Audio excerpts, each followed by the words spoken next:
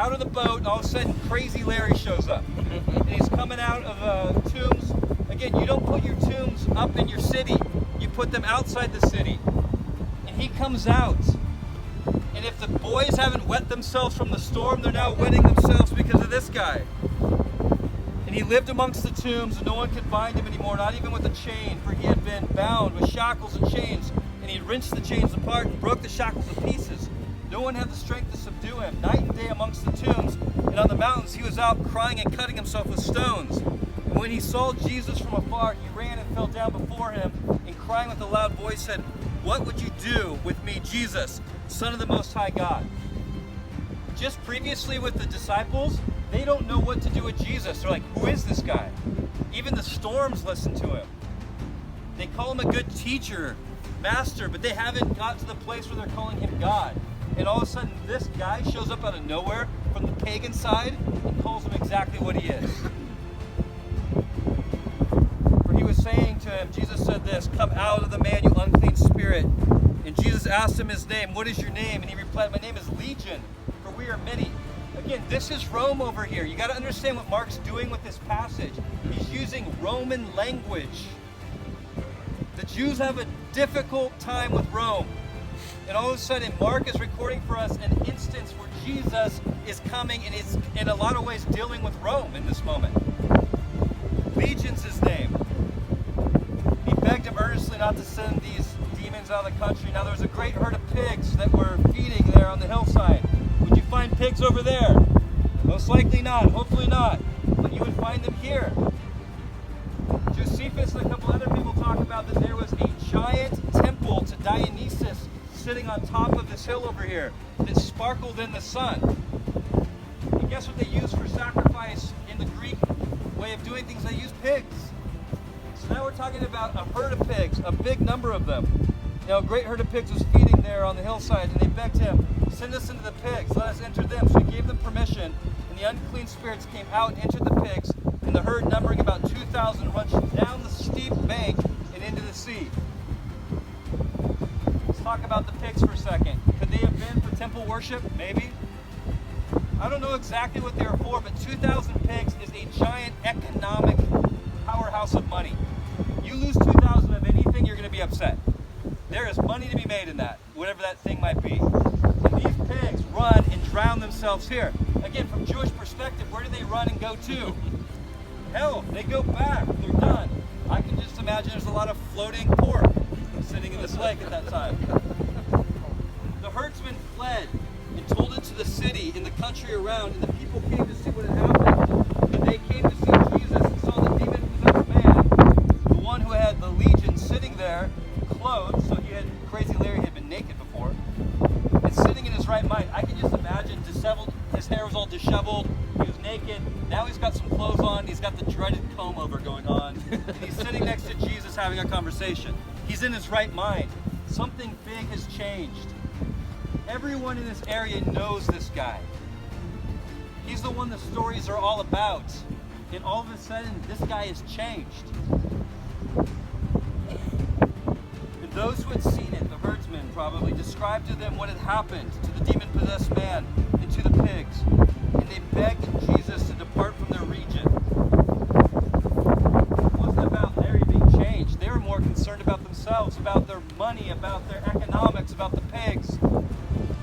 Get out of here, Jesus. You're a troublemaker.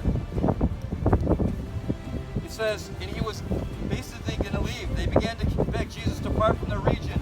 And as he was getting into the boat, the man who had been possessed with the demons begged him that he might go with him. And he did not permit him to go, but said to him, "Go home to your friends and tell them how much the Lord has done for you, and how he's had mercy on you." The disciples are probably like, what a waste. We came all this way for this? They don't even want us here. Forget these people. Crazy Larry, Jesus, let me come. I don't know anything more than that you just changed my life. Jesus says, no. You go tell everybody around here what God's done for you. Rewind a little bit, or look at other parts of Scripture. The disciples, Jesus looks at them multiple times. Don't tell a soul, because you guys don't got a clue what's going on yet. But to Crazy Larry, you got all it takes, man. Go tell him. and they leave. They get out of here. What a waste. They get back to the other side, and when Jesus had crossed over in the boat again, the crowds were waiting for him there. He's going to raise Jairus' daughter. He's going to do some other miracles in chapter 5. Chapter 6 leads him to be rejected near Nazareth. As we read through some more, the death of John the Baptist is going to happen according to Mark in our storyline. Jesus is going to go feed the 5,000 over on the other side. Huge miracle there. Jesus walks on water. That's going to happen in chapter 6. Chapter 7, he's going to make his way around preaching and teaching. And it says in verse 24 of chapter 7, and from there he rose and went to the region of Tyre and Sidon. We're talking about Lebanon. And he entered a house up there, and he's going to do some miracles. And it says, then he returned from the region of Tyre and Sidon, verse 31, to the Sea of Galilee, and then into the region of Decapolis. Second time that we hear that he comes into the Decapolis region. Is it possible that he comes more? Sure.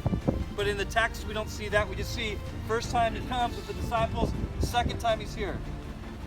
And what's crazy as he comes here is he begins to speak and teach. And in chapter 8 it says this, and in those days, when again a great crowd, this is why he's in Decapolis, had gathered, and they had nothing to eat, he called his disciples to him. Chapter 8, he's going to feed 4,000 people on the Decapolis side. Makes sense on the other side. Decapolis side, pagan side, first time over, nobody wanted anything to do with the guy. Second time over, he's got a crowd. Now, are some of that crowd, could they be from the other side? You bet. But people now want to hear about Jesus. I just want to throw a little concept here again. I think there's a lot of reasons why people show up to hear Jesus. But I have this feeling, too, that as Jesus is teaching, he looks out, makes some eye contact straight across with one not-so-crazy Larry. He looks over, he's like,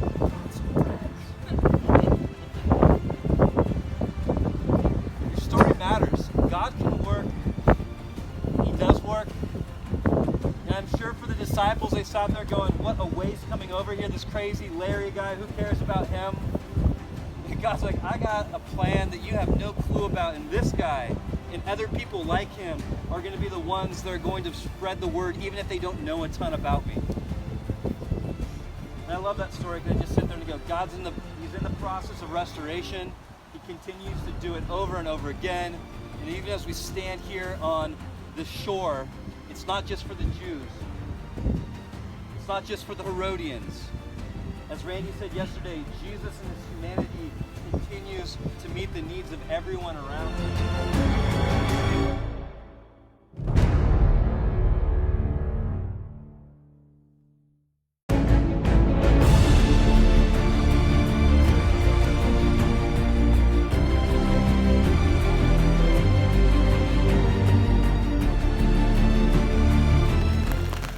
Well, good morning.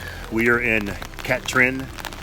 We're in the Golan Heights right now, and this is a village on the eastern side of the Galilee, and it's up in the mountains.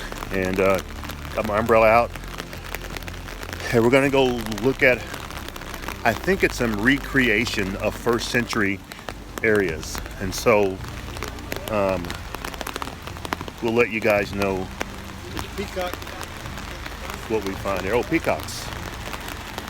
All right, see you in a bit. And those are attack peacocks, so watch out. Attack cock. Oh, shut up. It is the site of an ancient village that has been somewhat reconstructed in order to give you, the visitor, an idea of how people lived in this area about 2,000 years ago. So tell me, friends, where are we? Golan Heights. Katrin, where is that?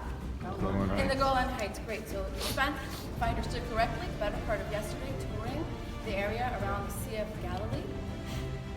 And then this morning you drove up eastward onto a flat plateau that we call the Golan Heights. This has been an area intensely settled for, I wouldn't say for the entire part of 2,000 years, but 2,000 years ago, up until more or less 1,300 years ago, many Jewish and later on Christian communities living both in this area. So, we welcome you to the park. We want you really to get a taste of what life was like when people lived in our village 2,000 years ago. And to really get into the spirit, and luckily you don't melt, we'll be inviting you to dress up in period costumes.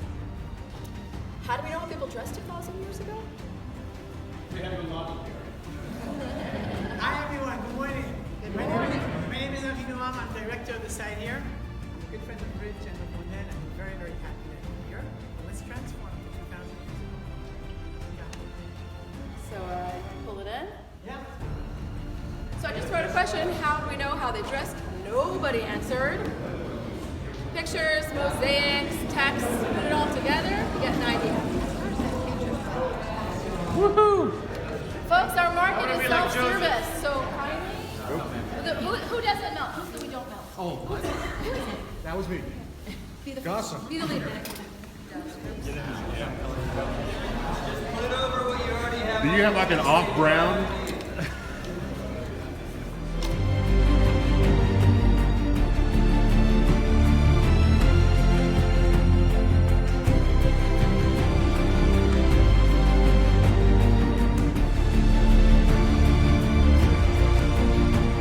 Okay, we're all dressing up like they did back 2,000 years ago, and this is awesome. So, this is what I have on right now.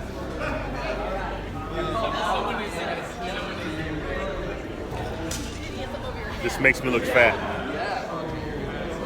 Anyway, we're gonna go and experience this city. This is awesome. Yeah, nothing yellow. And of course, you can do this also when you come on the trip with us next year. This is great. Well,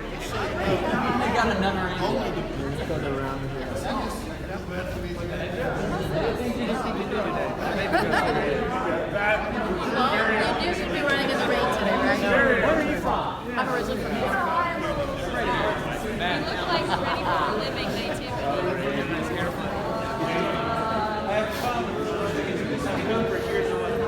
I feel like I should be in Aladdin. You're gonna get attacked.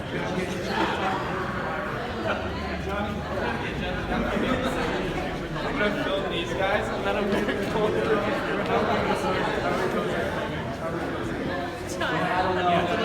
How do you do this naturally?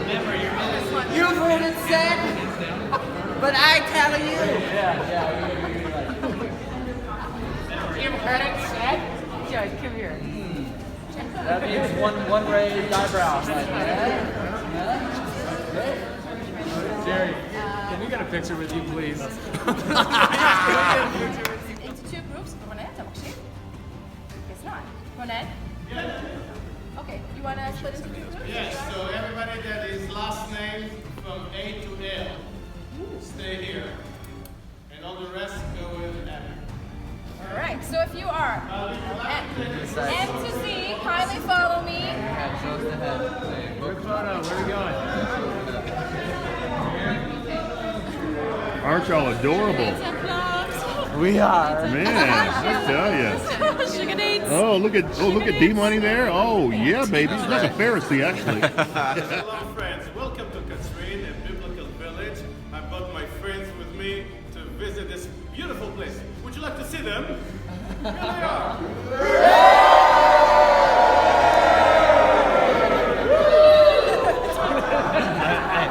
are. No move. That's right out.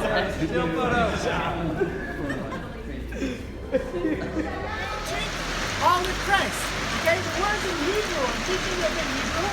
What I'm standing on, does anybody know the saying, how you say the ocean in Hebrew? No one. Okay, the way you say ocean in Hebrew is also the name of this part, the bottom part. It's called Yam. Say Yam? Yam. Yam. Okay, Yam is the ocean because it actually collects liquids. Okay, water in that case. In this case, olive oil. So this is the Yam. And this piece is called Memel. Memel. Memel. Memel in Hebrew, the ancient people use actually this brush. So how do we do it? Again, I'm reminded of this piece almost 2,000 years ago is the same piece we see today. This piece is also the same piece. That means we're making olive oil in the same tools, the same exact tools that they made over here almost 2,000 years ago, and that is amazing. That is amazing. You know, you're actually touching it. Everything that you see that is rock, the basalt rock, is original. Everything that is wood is reconstructed. Because the wood in the wet north part of Israel doesn't survive the 2,000 years. Okay? So let's start. Who's willing to work? Because my workers in this land don't come. Sheep labor! Sheep I need two individuals who can help me. And you're willing to? Please bring the olives. I'm the owner, okay? So I'm going to stand and tell you what to do. Okay, take the olives. Please take them. You can help them, I'm just pouring them down in the yam. Okay, pour them down in the yam. And just spread them out a bit. And this piece to crush them. Okay, meaning not over there. I want this to crush it. So as close as you can to the edge. You gotta be by the edge. Okay? Now, even though it's raining, try to come a bit closer and to listen to the crush of the olive. Okay, it's a bit hard to hear because of the rain. Let's see, maybe we'll hear it, maybe not. And you're helping us? Yeah. Okay? So let's start in the other direction, meaning from the other side. Exactly. Let's move these. Okay? Here we go. Slowly. Hold us like you can't hear. Continue. Yes, Way to go, Samson. We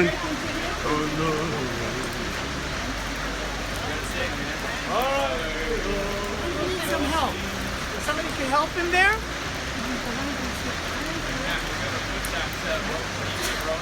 Okay, continue.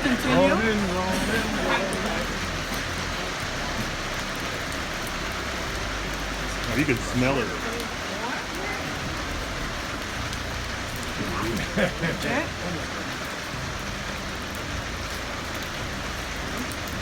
Anybody else wants to join?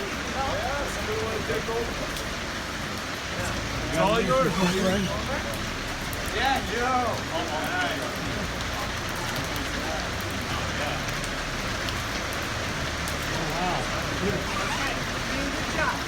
Okay, good crush here. 1 second, hold on a second.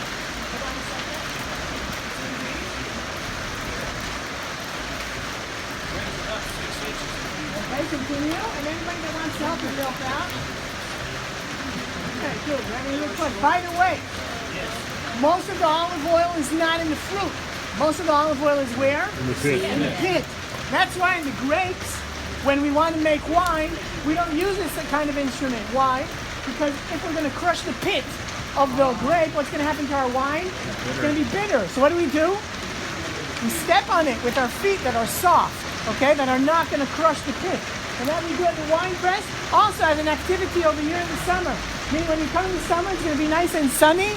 You're going to take off your shoes and you're going to step on grapes from the vineyard. Here we want to crush the pit because the olive is in the pit, so that's why we do it with this that weighs over 2 tons. Okay, let's stop it. Okay, okay there? We got tea for everyone. 2 volunteers are willing their hands to get dirty. Don't worry, we're going to wash them afterwards. But 2 volunteers are willing to get their hands. Okay, so squeeze up. And what we want to do now is to take this piece. Can you still hear me? Yeah. Yes. Okay, this piece is called in Hebrew akal. Akal. Say akal.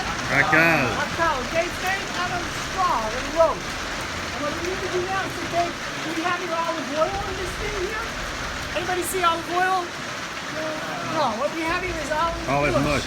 Okay, this is olive mush. We want to take this mush and we want to make from the mush oil. So what do we need to do? We need to bring all of the mush into the akal. Let's do that now. Help me here. To bring the mush into the akal. Bring the basket.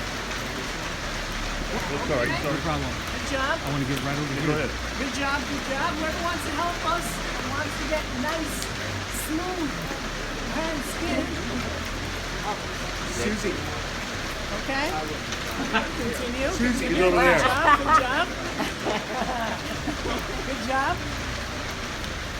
And what we're going to do now, after we get olive mush, He said no. I'm good. okay?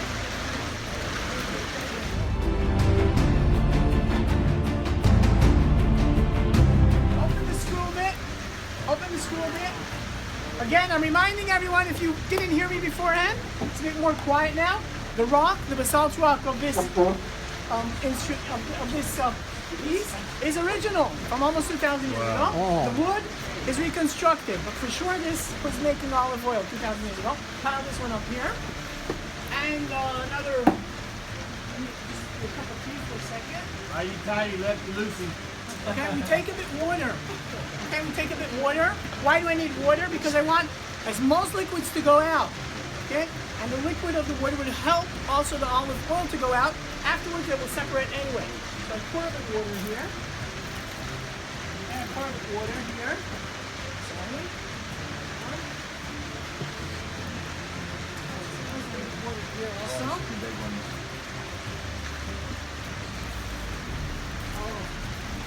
Further water because I also don't want the rock to absorb the oil. I want the oil to go into my jar. I don't want it to be absorbed in the rock. And now you can twist it back down. Okay, it's important to understand. In the season, we're working 24/6. That's 24/6 meaning almost till the sunset of the Sabbath. We're working at the olive press because we want to, the process is very important that from the tree it goes as soon as possible to be squeezed. Hey, I can see oil. I can see oil. Okay, you can see oil. I can see the oil. Come on. Let's try that we can open it. Now let's move back a bit. And you can see, if you come a bit closer, no, that's enough, that's enough. You can see that the olive oil is already burning out. Now what's coming out here, is olive oil mixed with water. In Hebrew that's called mohal. Okay? And this olive oil with water is dripping out. Look here, everyone. Okay, see what's dripping down here? Is olive oil and water mixed together. And what we need to do now, after we have it mixed together, we need to separate them. It's also time, and it's also a process to separate the two. But after another few hours, 8 hours, the water will go down, oil will go up, and we have beautiful new olive oil that will be used for what? Help me out here. What do we use olive oil for? Cooking. Right, very important in a dark place today. What else? Right, you said? Exfoliation. Okay, cosmetics, exfoliation, very good. Food, okay? You know, olive oil in Israel, we eat almost everything with hummus, with salmon, with chicken, with fish. And because of that, we're so healthy. That's why we survived already for 2,000 years. That's why I'm here for 2,000 years. Okay, and another thing that we use it, as you said before, is for cosmetics. Now, olive oil in Judaism and also in Christianity in all the ancient world is something that points on importance. Meaning, if I want to show somebody that is the important person here, what am I going to do to him? I'm going to anoint him. How's the Messiah called in Hebrew? Mashiach. What does Mashiach mean? Anointed one. Anointed one. Why? Because we're actually putting the most important liquid, the most important thing that we take such a great effort for, that has also an element of spirituality all over it with olive oil. Has to do with spirituality. That's why the menorah at the temple, the Holy Temple in Jerusalem, is lit by olive oil. The menorah is symbolizing in Judaism wisdom. Meaning we're not speaking about something that's only physical. It also has another state that is spiritual. I want to give you an opportunity.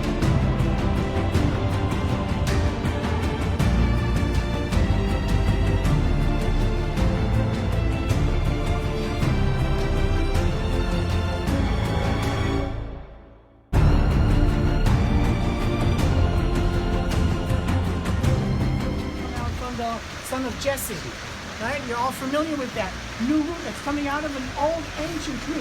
Yeah. And it takes me to the olive tree. And I want to tell you a short story that about a year and a half ago, October last year, I got a phone call from some guy that's making a new neighborhood. And he tells me, listen, I'm building a new neighborhood. I have a whole field of ancient olive trees here that I have to take away because that's where the main road is planned. And I'm looking for a new house for these ancient olive trees, 150 years old olive trees. And come, I see the trees, they're old, okay? They're old, and you can see they're old trees. I said, of course, I want them. Let's take them. Now, it's not simple to bring olive trees from one place to another place. It's absolutely not simple to bring olive trees that are ancient from one place to another place. And it's even more complicated to take it to this park, because this park, every place that you're standing, is antiquities underneath. So you cannot dig.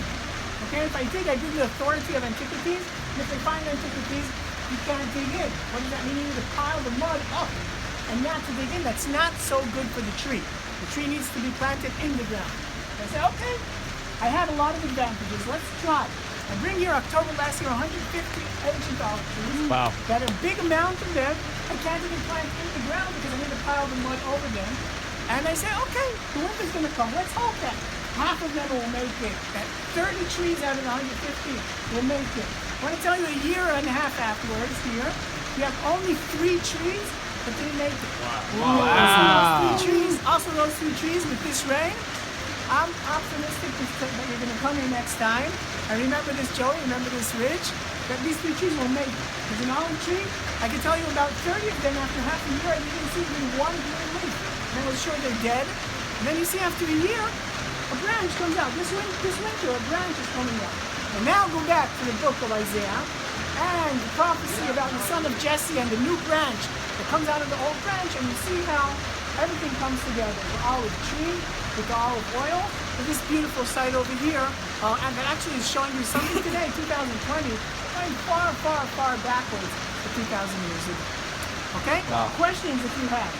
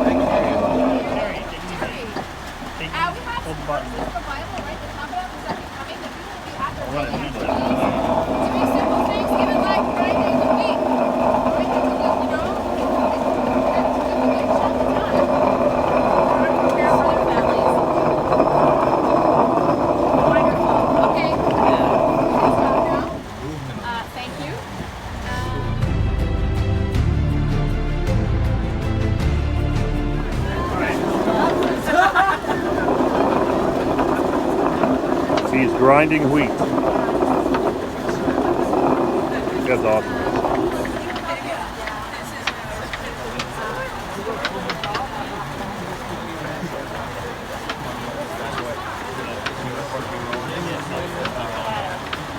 You're a lifesaver.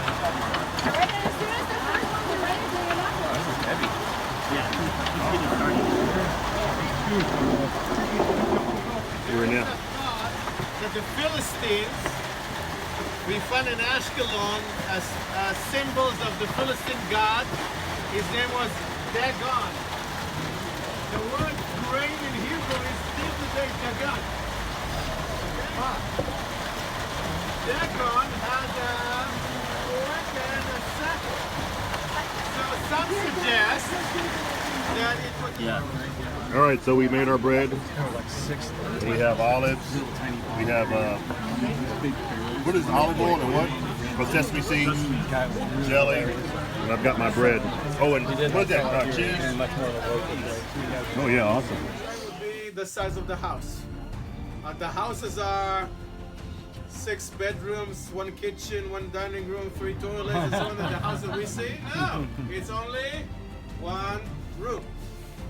Sometimes, if you are wealthy and welcome to a house of a wealthy guy at that time, he would have the upper room. Take a look at where Rich is. There's a room that you invite guests. How many kids people have in a nuclear family at that time? 5, 12, 20. Well, if you are getting married when you are 14, and you can give birth until you're 40, I mean, look at how many kids you can have as a family.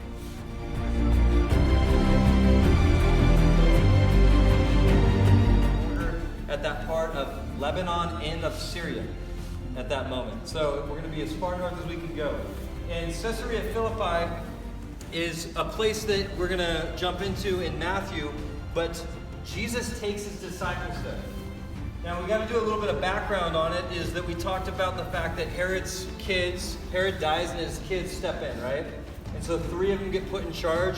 You've got Antipas, who gets the Galilee, Philip, who's going to get the north, and then Archelaus, who's in the Judah area with Jerusalem. And so the part that we're going to is that Philip, he goes north, and so he sets up for himself kind of a capital city, if you want to call it that. Now, Herod's already established this place. Herod's built everywhere. So what Herod's son, Philip, is going to do is he's going to come in and, I guess you'd say, plus it. And he's going to rename it. He's going to name it Caesarea. His dad's already made a place called Caesarea, right? It's called Caesarea Maritima on the ocean. He's going to call it Caesarea, so Caesar, to Rome, and then he gives it his name, Caesarea Philippi. So he's going to set up shop up here. So this place has been around for quite a long time. You're dealing with, you guys remember Alexander the Great?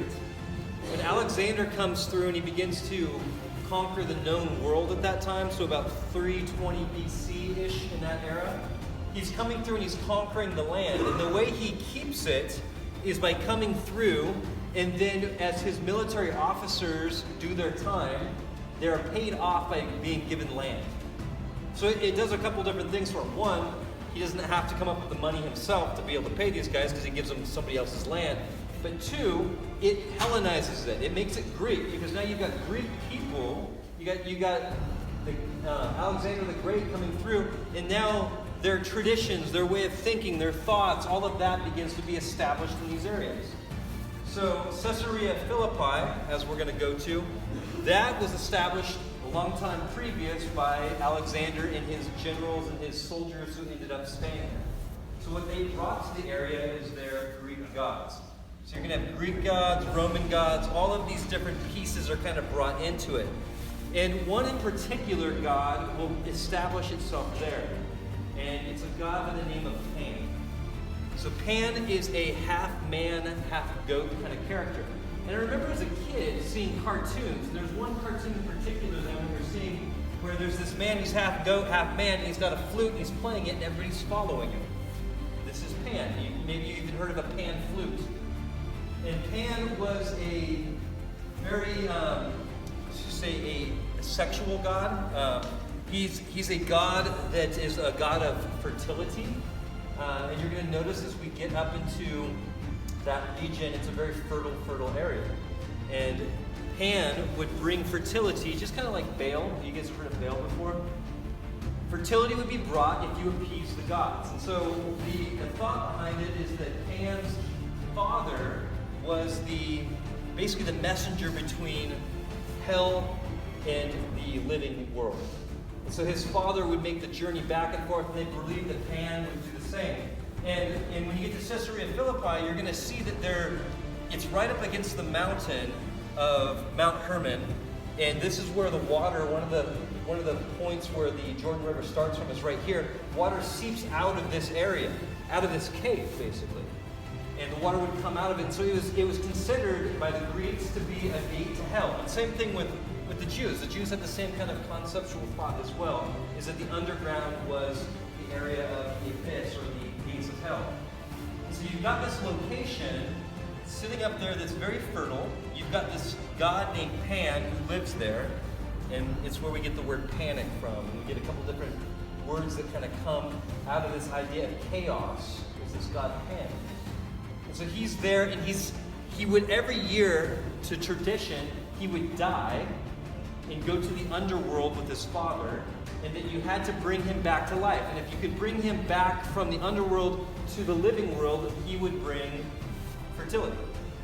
So this was the thought process on how all of this worked.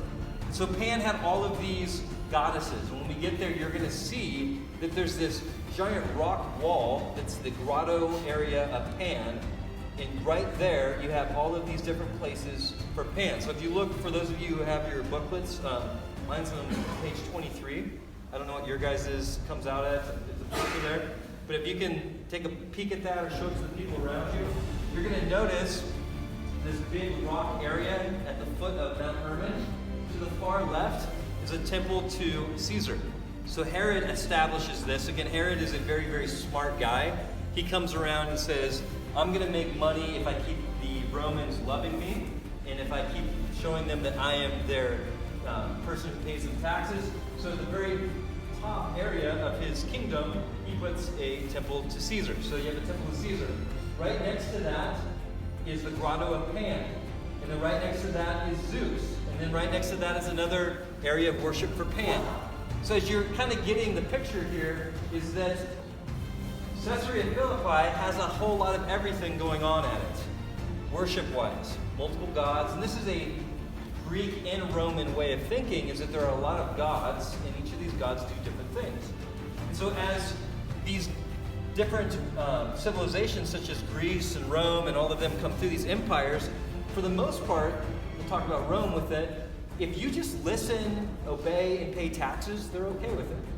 And so most people did. As the Romans would come through and the Greeks would come through, it was like, hey, you can live here, you're a part of our empire, you pay taxes, and we're all going to get along with all your heart, with all your soul, with all your strength, right? But it says that there is only one God, Shema Israel, Adonai Eloheinu, Adonai Echad. Love the Lord your God, but there's only one God to be worshipped. Even in the time of Daniel, right? We won't bow to other gods. So the Romans and the Greeks, these different civilizations and empires that come through, they really struggle with this little area of Judea because these people will not basically conform to what's going on. They won't worship their gods. And so Caesarea Philippi, by the time of the 1st century, is a major trade center. It's coming right off the Via Maris, coming down from Damascus. It's an area that's got all of these different religious institutions, if you want to call it, going on. But more than this, there's one called Pan that's there, worship of Pan. Now, a little bit into Pan worship from the different writings that are out there is that the way that they would worship Pan is that, again, Pan was half man, half goat. And so there was an area there, a temple to Pan, and in order to entice Pan to come back, because you want him to come back from the dead and have sexual relations with his goddesses, his mistresses, then that's going to bring about fertility. And so these temples, you would go to them, and there were priests and priestesses, and you would go have sexual relations with them. And that was an offering or a giving to Pan. There is a section there that you see, it's a grotto. It's there, and there would have been a statue in there, and it was a 6-ish foot phallic symbol of Pan. Big old statue of it, just sitting in that area. If you Google Pan, be very careful, because most of the pictures of him is a half man, half goat with a giant erection. This is how he was portrayed. And so people would go to these temples and they would do these things. Also, there was an area of the sacred goats, and that the priests and people would have relations with animals, with goats. So you're talking about a very, very perverse grouping of people. At least they've come to the place where that people are saying this is okay. And a lot of times I like to tell people, there was a saying for a while in Vegas that says, what happens in Vegas stays in Vegas. That was kind of the feeling of Caesarea Philippi. It was a place that you could have whatever you wanted. Like if this is the moral code, is doing these things for one of their gods, you can imagine what morality looks like in a city like that. Yet, in the 1st century, when Jesus is getting ready to take his boys on a little trip, it says in the beginning of Matthew chapter 16, it says this, verse 13, now when Jesus came into the district of Caesarea Philippi, that's an oy vey moment. Why would they go there? And so you get Jesus taking the guys, and it would take a couple of days to walk there, and he just starts walking with them. We get the fact that they're in the Galilee, and the next statement is they're on their way to the district of Caesarea Philippi. And he takes them up there, and it says when he gets there, it doesn't say they go into the city, but they're in the district, they're in the area. He says, who do people say the Son of Man is? And they said, some say John the Baptist, and others say Elijah, and others Jeremiah or one of the prophets. These are great answers, right? Who do people say that I am? He asked them. Well, some say you're like Elijah. Well, Elijah is the hero of heroes in the Jewish faith. Elijah calls down fire. Some say John the Baptist. They're saying that you are a great person of authority. But who do you say that I am? This really comes down to the real question, right? Who we say Christ is going to dictate how we act, how we live, what we do. But who do you say that I am? Simon Peter replied, you are the Christ, the Son of the living God. You see, previously, what they're saying is, you're just a great person. You know, Gandhi was a good person, and we could say Muhammad was a good person, and we could say that Buddha was a great person, or Confucius. They all had good things to say, but they're not God, maybe. They're not God at all. So they might have something good to say, but they're just people. But you are Christ, the Son of the living God. And Jesus answered him, blessed are you, Simon Bar-Jonah, for flesh and blood has not revealed this to you, but my Father who is in heaven. And I tell you this, you are Peter, and on this rock I will build my church, and the gates of hell shall not prevail against it. I will give you the keys of the kingdom of heaven. And whatever you bind on earth shall be bound in heaven, and whatever you loose on earth shall be loosed in heaven. Yet interesting that Jesus takes them all the way out to this massive rock face. And he makes a statement such as this. And in the Catholic tradition, and I'm not going to say that it's a wrong one at all, say that Peter is the rock, and he is. His name, Petros, means rock. It's changed to that. But I also think it's interesting that Caesarea Philippi is known for being a place of the underworld. And Jesus is making a statement of going, and on this rock I will build my church. And so maybe part of what he's saying here too is that even the worst things in the world that you think are so bad and horrible will not stand the kingdom that I have coming. Amen. Because that's a truth I think that we can preach to people, is that even when things seem so bad, even when the world seems like it's falling apart, God is bigger than that. Even the Caesarea Philippis of our life are not as big as who God is. And I love taking people to the site, and I love getting students and everybody up on the site and talking, and then going, you know what's interesting? Nothing is left of Caesarea Philippi except for rubble and some archaeological digs. But we represent the church, and we're standing right there. Amen. Together, right? And we're sitting in a place like that. God is alive and well. His kingdom is advancing. It's moving forward. But the question still is essential. Who do you say that I am? With my college students all the time, I would look at them and go, you know what, guys? You profess that he is Christ, but you treat him as if he's something else. You take what you like and you throw out what you don't. If he's just like Elijah or like John the Baptist, that's fine. Mere man, take the good, throw out the bad. But if he's Christ, you don't have a choice to get rid of the stuff that makes you uncomfortable. Amen. You got to live it. So we need to be those type of people who will stand up in a generation that's perverse and anti-God, right? And it's not an easy thing to do. Harder and harder, I feel, as we walk into the generation that we're in today. So polarized, so much going on. I love how he finishes this, and we can play with some of this later, but at that exact moment he finishes up, and then he says, from that time, so again, if it's a connection, the time's the same, could have happened in the same place. From that time, Jesus began to show his disciples that he must go to Jerusalem and suffer many things from the elders, chief priests, and scribes, and be killed, and on the third day rise again. And Peter, I love this, Peter just a second ago was like, okay, you're Christ, man, Son of the living God. Well done, Peter. And then he's like, hey guys, we got to leave here, head towards Jerusalem. I'm going to get killed. Peter's like, hey, Jesus, can I talk to you for a second? Pulls him aside over in the corner. And he basically says, far be it from you, Lord. This shall never happen to you. A second ago, he's proclaiming he's Christ. The next minute, he's telling him that he's wrong. But he turned to Peter and said, get behind me, Satan. You are a hindrance to me. For you are not setting your mind on the things of God, but on the things of man. Then Jesus told his disciples, and I can imagine this again when you get there, when you're looking at this rock face, look to the right side, up in the, kind of further up, you'll see like some olive groves. I can imagine maybe Jesus being up there looking down at this place. But then he told his disciples, if anyone would come after me, let him deny himself and take up his cross and follow me.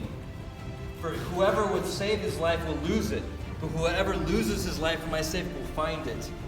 I could just see him kind of yelling this. For what will it profit a man if he gains the entire world but forfeits his soul? He's looking at a place that gives you everything you could ever want. So what gain do you have if you gain Caesarea Philippi but you forfeit your soul?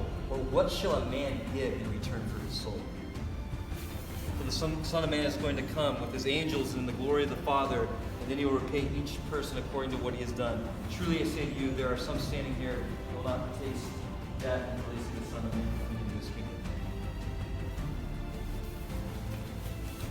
Caesarea Philippi, I love him as a master teacher. He walks them a long way to ask a question. He lets them struggle and wrestle with the question.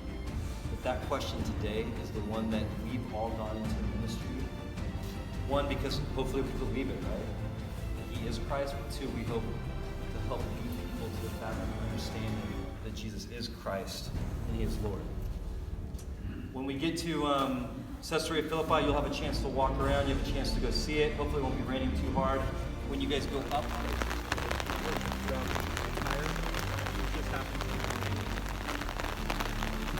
we are done here in Katrin, and if you saw the video of Rich teaching, we're still right now in Katrin. It's just the issue of it's raining where we're going in Caesarea Philippi, and he so graciously did the teaching here in the warmth of an enclosure. So, but we had a great time here in Katrin, making bread, learning about bread, eating olive oil, or do you eat olive oil? Anyway, so we're on the way to Caesarea Philippi now, and it's raining, but it's all good. We'll see you in a bit. Peace. Okay, that's that place where we read 1 Kings chapter 25, when the king of Israel, the northern kingdom, his name was Jeroboam. And on in 1 Kings chapter 12, verse 25, someone has his Bible for a second, and for some check what we're doing. We got it. Read loud. 1 Kings 12, verse 25.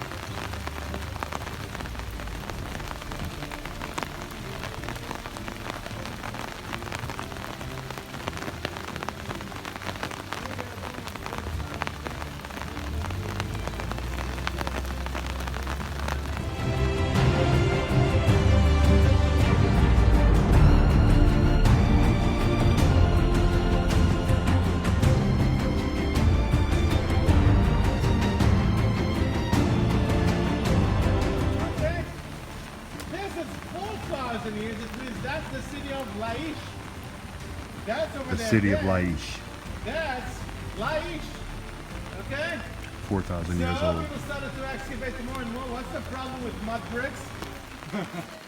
They dissolve. So if we will take the mud from the arch, everything would collapse. So now we have to do it very carefully. We started to try to find a way, but I have to show you. You go up to a city gate, and then from the other side there's a staircase that leads to the other side of the city. That's the city gate, and those are the walls of Laish 4,000 years ago. Wow. The amazing thing is, we call it today Abraham's Gate, and there isn't a verse in Genesis that we're going to teach on the bus. Okay? If you want to understand how this gate looked like, take a picture of this, take a picture of that model, and just imagine how much we need to dig in order to see the whole place. 100 years from now, maybe we'll learn more. Jonathan Greer, that was with us on the boat, and worked for GTI, bringing to it. Okay, gang, we've had a lot going on today, and we were supposed to go to where we are now, Caesarea Philippi, but we stopped at Dan. And Dan is one of the areas where, well, there are three rivers that make the Jordan River. and Dan, and one of the streams, there are 3 streams, and one of the, or 2 of the streams come from Dan. So that's why we're there. And then 2, you saw video and pictures of Abram's gates. Those gates are 4,000 years old. And so we saw that. And then also Dan is how far Abram chased or went to go get Lot when Lot was kidnapped. And so we're at the very, very northern end of Israel. And we almost went into Lebanon. That would have been interesting. So we're going to go now and look at these gods at Caesarea Philippi, and then we'll go from there. See ya. So that's one of the areas right there where they had their god Pan, the god of Pan. Here's the temple.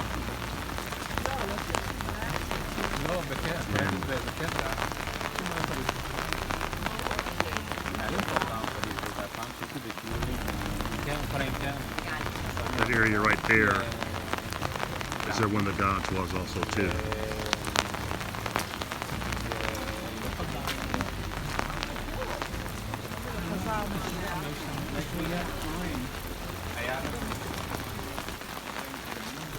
No. I mean, of these places.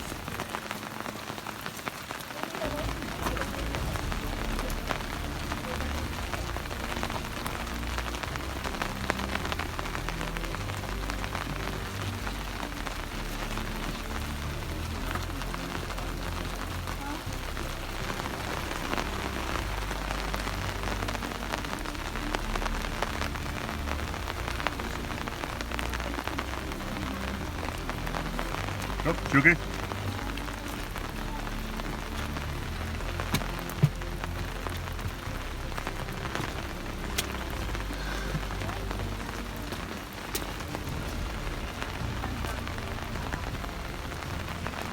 And so all this area here is, I think, their temple.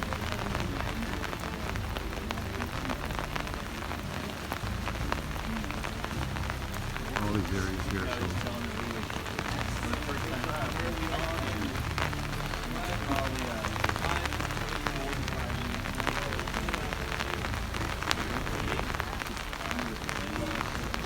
that's where their gods were.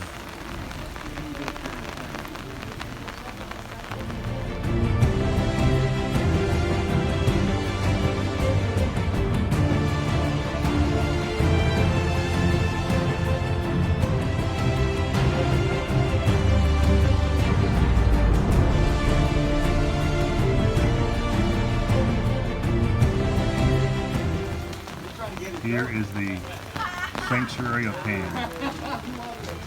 So everything that I just showed you, that's how it should look, or would look.